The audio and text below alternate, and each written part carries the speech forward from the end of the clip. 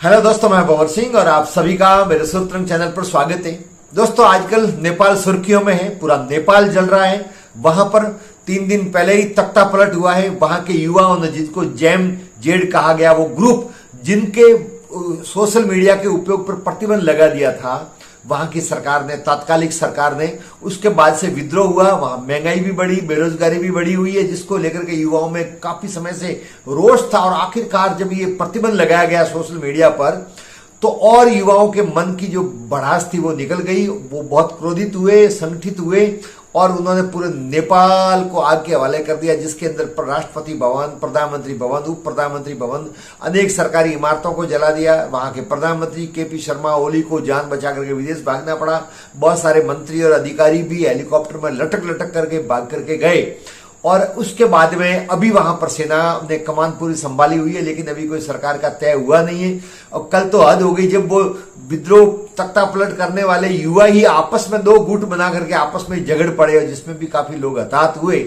लेकिन दोस्तों, इसी बीच में वहां पर जो खबर आ रही है और जो मांग है, उसमें पहली मांग ये भी है कि वापिस नेपाल को हिंदू राष्ट्र घोषित किया जाए। साथ ही साथ वहां के राजा का जो शासन चला था 2008 तक, तो वापिस राजशाही लाई जाए। अब दोस्तों, दुनिया भर में तो लोकतंत्र की मांग चल रही है, लोकतंत्र श्रेष्ठ माना गया, लेकिन नेपाल में क्या कारण है कि वहां राजशाही की मांग कर रहे हैं?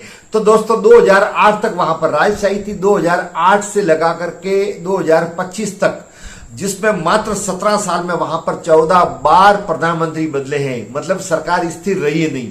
नेताओं ने भ्रष्टाचार के माध्यम से अपने तिजोरियां भरी, लेकिन जनता दिनों दिन गरीब होती गई। और इसी का परिणाम ये हुआ कि लोगों के अंदर आक्रोश बढ़ गया और उनकी गलत नीतियों का विरोध होता गया। और वो विरोध इस कदर हो गया कि पिछले 3-4 दिन से वहां भयंकर आंदोलन चला और उसके बाद में तख्ता पलट किया गया। लेकिन दोस्तों, जिस राजशाही की वापिस लोग मांग कर रहे हैं, उस राजशाही ने निश्चित तौर पे जनता के साथ में बहुत अच्छा व्यवहार किया, बहुत अच्छा कार्य हुआ और उनके शासनकाल में नेपाल उन्नति के शिखर पर पहुंचा।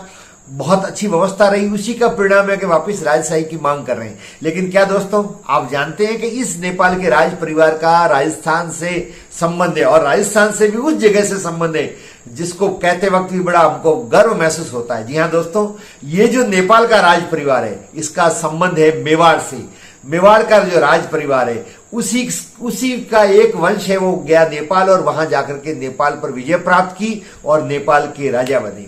तो आइए दोस्तों, मैं आपको संपूर्ण जानकारी उपलब्ध करवाता हूं। दोस्तों, बात है विक्रम संवत 1320 की, जब अलाउद्दीन खिलजी ने चित्तौड़ पर आक्रमण किया और चित्तौड़ को अपने अधीन कर लिया। उस समय रावल समर सिंह के बेटे रतन सिंह, मेवाड़ के जो शासक थे, उनका एक छोटा भाई था कोपकर्ण। जब चित्तौड़ पर अलाउद्दीन खिलजी ने आक्रमण कर लिया और अपना जो ज्येष्ठ पुत्र था हिजर खां को वहां का शासक नियुक्त किया, तो जब चित्तौड़ छूट गया, बहुत सारे उनके भाई है, वो उनके परिवार के लोग इधर उधर हुए। उसमें से रतन सिंह के छोटे भाई कुंभकर्ण, वो भी यहां से पलायन करके चले गए और गए कुमायूं में। कुमायूं जो हिमालय के तराई का क्षेत्र है, जो नेपाल के पास का क्षेत्र है, जो बहुत गढ़वाल और कुमायूं ये बहुत प्रसिद्ध क्षेत्र है।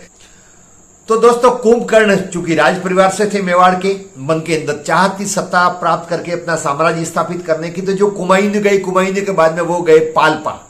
जी हाँ दोस्तों, पाल्पा नेपाल का एक पहाड़ी जिला है, जहां के वस्त्र बहुत प्रसिद्ध है, जहां की टोपियां ये नेपाल की वो वहीं पर बनती है। पाल्पा जाकर के वहां रहने लग गए।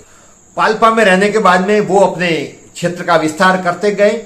उन्हीं के वंश में आगे जाकर के हुए पृथ्वीनारायण शाह, जो बहुत ही वीर और पराक्रमी योद्धा हुए हैं। उन्होंने फिर पूरे नेपाल को धीरे धीरे पूरा हस्तगत कर लिया, जीत लिया और अपने वहां पर शासन स्थापित किया। और वो प्रथम पुरुष थे, वो पृथ्वीनारायण शाह थे। पृथ्वीनारायण शाह के वंश में आगे जाकर के हुए हैं राजेंद्र विक्रम शाह, जिन्होंने राजकल्पद्रुम नाम का एक तंत्र ग्रंथ लिखा। उस तंत्र ग्रंथ में अपने वंशावली का उन्होंने उल्लेख किया है और उन्होंने ये बताया कि हमारा वंश है वो मेवाड़ से आया हुआ है। मेवाड़ के कवि राजा श्यामलदास जी ददवाड़िया ने वीर विनोद जो लिखा है, जिसके अंदर मेवाड़ के राज परिवार की वंशावली भी उसमें उल्लेखित की गई है। उस वंशावली से राजेंद्र विक्रम शाह द्वारा लिखी गई राजकल्पद्रुम ग्रंथ से वंशावली मिलती जुलती है और इससे स्पष्ट होता है कि ये मेवाड़ से गया हुआ राज परिवार है। तो पृथ्वीनारायण शाह ने फिर धीरे धीरे नेपाल का विस्तार करना शुरू कर दिया, विजय प्राप्त करते गए और आखिरकार विक्रम संवत 1825 अर्थात 1768 ईस्वी में उन्होंने पूरे नेपाल पर कब्जा कर लिया और काठमांडू को उन्होंने अपने रियासत की राजधानी बनाया। और इस प्रकार से दोस्तों गुहिल वंश के प्रथम शासक थे पृथ्वीराज नारायण शाह, जिन्होंने वहां पर अपनी सत्ता स्थापित की और गुहिल वंश की स्थापना की। तो वो थे पृथ्वीनारायण शाह। महाराजा पृथ्वीनारायण शाह के सेनापति थे राणा रामकृष्ण, वो भी गुहिल वंश के उनके भाइयों में से थे। उनकी बहुत महती भूमिका रही नेपाल में विजय प्राप्त करके और फिर धीरे धीरे समस्त क्षेत्र को जीत करके और पूरा एक नेपाल को बड़ी रियासत बनाया। तो दोस्तों पृथ्वीनारायण शाह से लगा करके और अंतिम राजा 2008 तक रहे महाराजा ज्ञानेंद्र तक वही वंश शासन करता आया है। इस दौरान बहुत सारे राज परिवार में उथल पुथल हुई, बहुत सारे षड्यंत्र हुए, बहुत सारों की हत्या भी हुई। लेकिन वहां एक अच्छी और व्यवस्था नेपाल में रही दोस्तों कि राजा तो राजा हुआ ही करता था, लेकिन जहां वहां जो वजीर था, जो प्रधान हुआ करते थे, उनको अन्य हमारे भारत की रियासतों से ज्यादा अधिकार हुआ करते थे, कामकाज वो सब करते थे।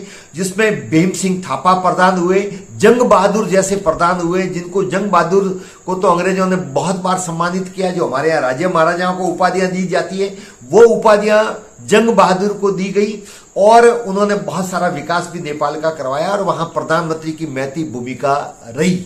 तो दोस्तों ये मैंने आपको संपूर्ण जानकारी उपलब्ध करवाई। आपको ये ऐतिहासिक और रुचिपूर्ण जानकारी कैसी लगी कमेंट जरूर करें, वीडियो को लाइक करें, शेयर करें और यदि चैनल को सब्सक्राइब नहीं किया हो तो चैनल को सब्सक्राइब करें। वीडियो देखने के लिए आप सभी का बहुत बहुत धन्यवाद।